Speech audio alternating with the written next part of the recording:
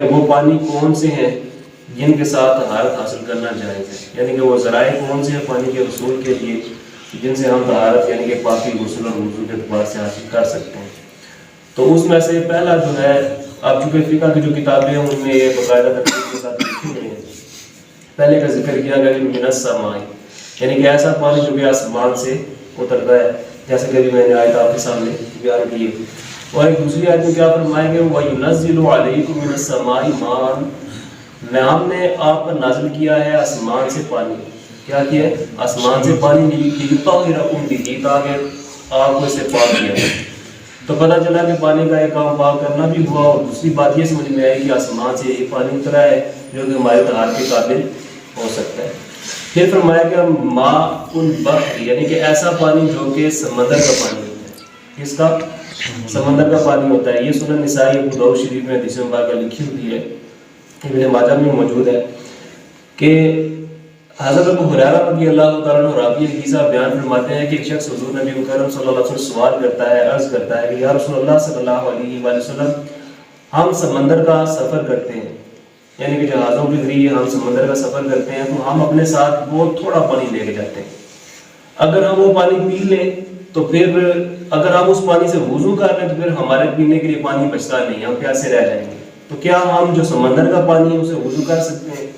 تو پھر حضور نبی مکرم صلی اللہ علیہ وآلہ وسلم نے ارشاد فرمایا کہ جو سمندر کا پانی ہے وہ پاک کرنے والا ہے، یعنی کہ بعض الفاظ کیا لکھے ہوئے کہ سمندر کا پانی کیا ہے؟ پاک کرنے والا ہے، اور اس کا مردار جو ہے وہ حلال ہے۔ پوری حدیث مبارکہ یہ خیر یہ ایک لمبی بات ہے مردار ہونے کے حوالے سے، تو ضمن صرف ایک چھوٹی سی آپ کو بات بتا دیتا ہوں اس حوالے سے۔ احناف کے نزدیک جو تحقیق ہے وہ یہی ہے کہ جس کا اطلاق مچھلی کے اوپر ہوتا ہے، لفظ مچھلی بھی جس کا اطلاق ہوگا وہ آپ کو مچھیرے بہتر بتا سکتے ہیں، تو آپ ان کے اوپر یقین کر سکتے ہیں کہ وہ مچھلی ہی ہے۔ اگر وہ اس کو مچھلی نہ کہیں تو پھر وہ مچھلی نہیں ہے، پھر وہ آپ نہیں کھا سکتے۔ پھر کیا فرمایا کہ ماء النہر، یعنی کہ دریا یا نہر کا پانی۔ اب یہاں پہ دریا اور نہر جو ہیں یہ دونوں ایک ہی معنی میں استعمال ہوتے ہیں، اور یہ بخاری شریف کی حدیث مبارکہ ہے۔ حضرت ابو ہریرہ رضی اللہ عنہ راوی حدیث ہے کہ حضور خاتم النبیین صلی اللہ علیہ وسلم نے ارشاد فرمایا کہ آپ فرماتے ہیں صحابی کہ میں نے آپ صلی اللہ علیہ وسلم کو فرماتے ہوئے سنا کہ اگر تمہارے گھروں میں سے کسی ایک گھر کے سامنے ایک دریا ہو اور وہ اس میں ہر روز 5 مرتبہ غسل کرے، کیا اس کے جسم کے اوپر کوئی میل کچیل باقی رہ جائے گی؟ تو پھر صحابہ نے عرض کی یا رسول اللہ صلی اللہ علیہ وآلہ وسلم، اس غسل کے کرنے سے اس کے جسم پر کوئی ذرا برابر میل کچیل باقی نہیں رہے گی۔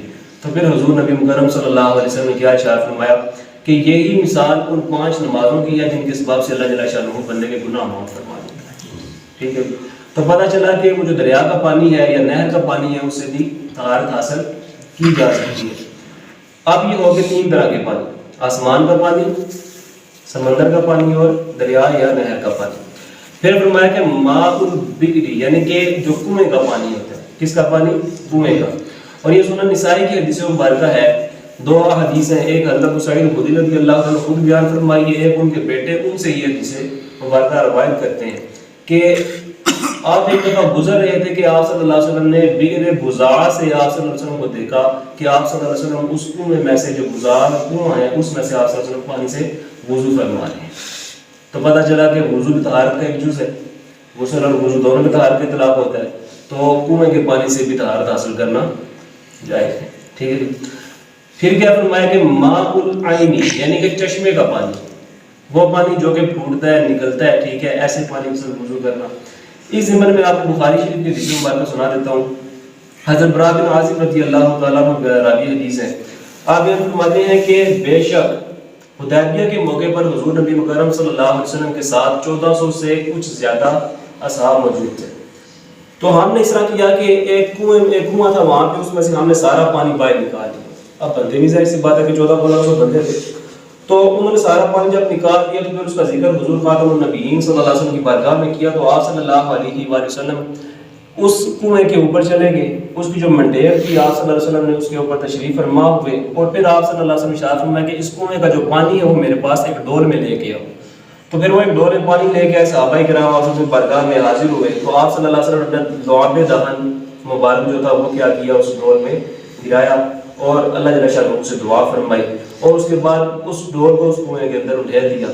پھر آپ صلی اللہ علیہ وسلم نے صحابہ کو حکم دیا کہ تھوڑی دیر صبر کرو. پھر صحابہ کہتے ہیں کہ ہم نے اس کنویں میں سے پانی خود بھی پیا اور اپنے جو جانور تھے ان کو بھی سیراب کیا. تو پتہ چلا کہ جو کنویں کا پانی ہے اس سے کیا ہے طہارت حاصل کرنی جائز. ابھی تک ہم نے کتنے قسم کے پانی پڑھ لیے ہیں جی؟ آسمان کا پانی، سمندر کا پانی، دریا یا شہر کا پانی، کنویں کا پانی اور چشمے کا پانی. اور ایک پانی کیا ہے ما ذاب من الثلج، جو کہ برف سے پگھلا ہوا پانی ہوتا ہے. کس کے؟ برف سے پگھلا ہوا پانی.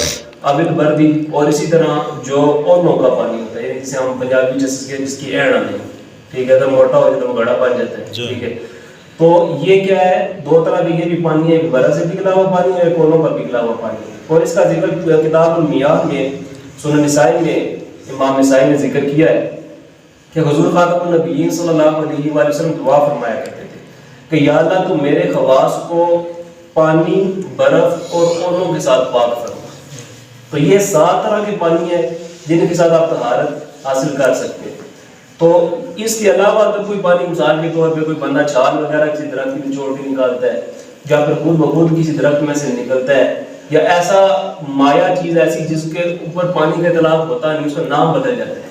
مثال کے طور پہ اگر کوئی بندہ گلاب لے اور اس کو نچوڑ لے اس پانی کے اندر تو پھر ارک بن جائے گا، یعنی جو اس کا نام پھر ارک ہو جائے گا، وہ پانی نہیں رہے گا.